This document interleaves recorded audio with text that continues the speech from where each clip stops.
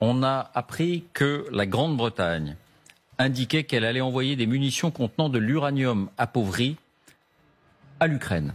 Donc, plus précisément, des obus contenant de l'uranium appauvri pour défoncer les chars. Nous fournirons ces munitions, y compris des obus perforants contenant de l'uranium appauvri. C'est ce qui est déclaré donc à Londres. La réaction à Moscou de Vladimir Poutine lui-même a été immédiate et assez radicale. Écoutons-le. Что Великобритания устами заместителя главы Министерства обороны этой страны объявила не только о поставках танков на Украину, но и снарядов с объединенным ураном. Похоже, что Запад действительно решил воевать с Россией до последнего украинца уже не на словах, а на деле. Dès qu'il y a le mot uranium, il y a le mot nucléaire. Vraie alerte ou fausse alerte? Mais il a toujours dit, Vladimir Poutine, qu'il répliquerait depuis toujours dès qu'il y a une action occidentale. Sur les chars, il a dit qu'il répliquerait. Dès qu'il y a une action visible ou annoncée par les Occidentaux, il annonce qu'il répliquera. De quelle manière, on n'en sait rien. Parce que il laisse le doute planer.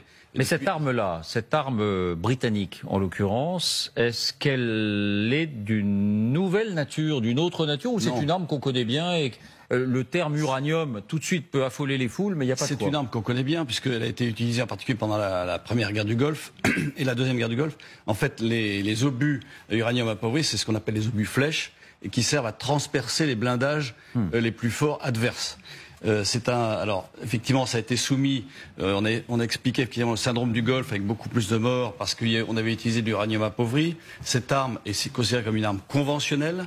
Elle n'a pas du tout été interdite. En revanche, effectivement, il y a eu, comment dirais-je, une résolution du Parlement européen allant vers une interdiction globale au niveau mondial. Mais depuis, il n'y a rien. C'est une arme qui est encore utilisée par certaines armées occidentales.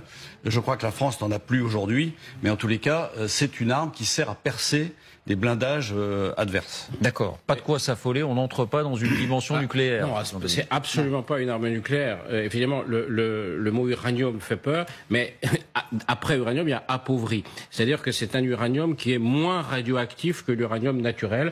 L'uranium naturel à 0,6% d'isotope 235, et là, il en a plus que 0,2 en gros. Voilà. Bon, ça veut dire que en revanche, c'est comme tous les métaux qui sont utilisés pour ça, c'est un métal lourd. Et les métaux lourds, ils sont toxiques. On le sait bien avec le plomb, on le sait bien avec le mercure, on s'empoisonne avec du plomb et du mercure. On peut s'empoisonner avec de l'uranium parce que c'est un métal lourd. Par ailleurs, sa radioactivité est extrêmement légère. Alors, les spécialistes vont ergoter là-dessus en disant, oui, à très faible dose, si on en a dans le corps, c'est vrai que ça peut à terme développer des cancers. Mais c'est surtout un risque chimique. Cela dit, pour l'équipage du char qui se fait transpercer par un obus flèche à l'uranium appauvri ou à l'uranium au tungstène, ça change pas grand-chose. Merci Jean-Dominique, merci Christophe, merci Isabelle pour ces interventions.